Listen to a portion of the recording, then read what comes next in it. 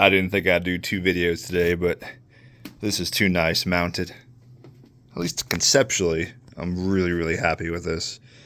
So back here on the servos, this is the main actuator for the left side of the rig. It's a 3-post rig, so left and right is controlled just by these 2 back ones. Tilt is 2 back ones together, front one on its own. That way the whole thing's super stable. There's no stomping with a 4 actuator system.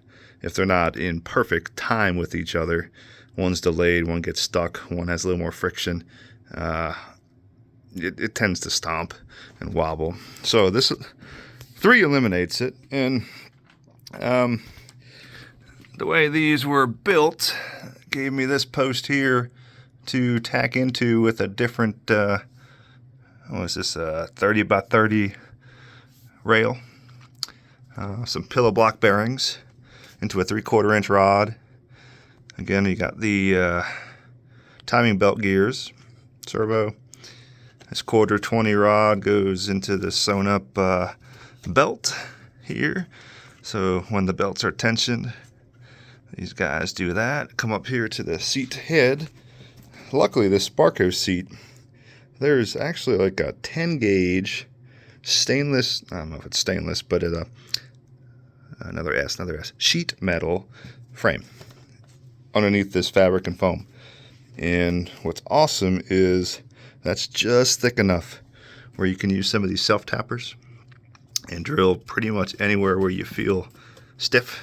There's likely a piece of stainless underneath there, sheet metal underneath there that you can tap into. So this used to be a VR mount for some cable headling, but ignoring those, these are the new ones for this 3D printed bracket, which again has some skateboard bearings into some 3D printed pulleys that run the belt over with a nice chamfered lip so these won't slide off either direction. Same concept down here with the lip, so as this is tightening, everything stays neatly in line.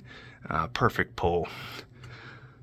This is the previous project with fan for the shakers. So that looks, I love that perfect pull line up and around. And on the other side, it's a standard 5-point harness coming down.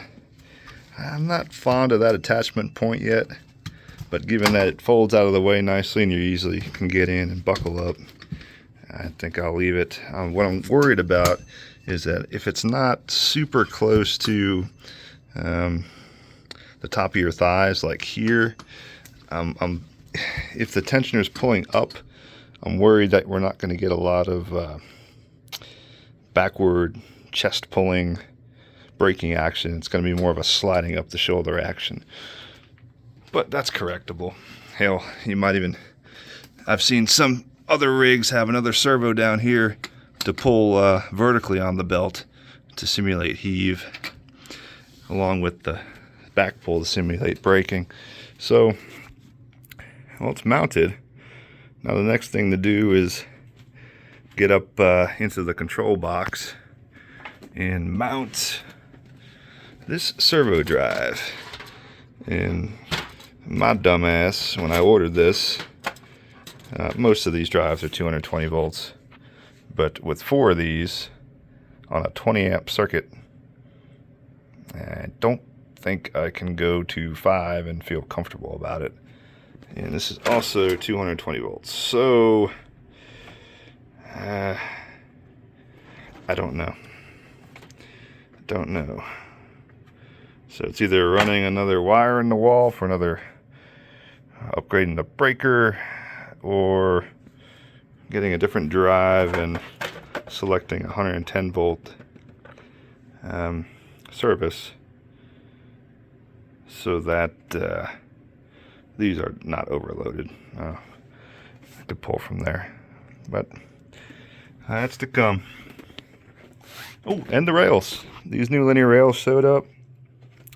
Actually, I got them from Amazon. I think the supplier has some random digits in its name, XY, WZ, China, some no-name LLC that'll go away once they sell all their product. But these things were $107 on Amazon, shipped. I got them in 2 days, and I'm not building a precision machine here. It's more to, well, it's gonna be nuts, but extending this surge axis. This is a 400 millimeter rail. I'm gonna go to a 7-foot rail, perfectly sized to use the extreme amount of my room available. And yeah, that's gonna move the whole rig to I don't know, it's either gonna be really fun or really dumb. That is to come too. But main project right now is finish up this belt tensioner. See you later.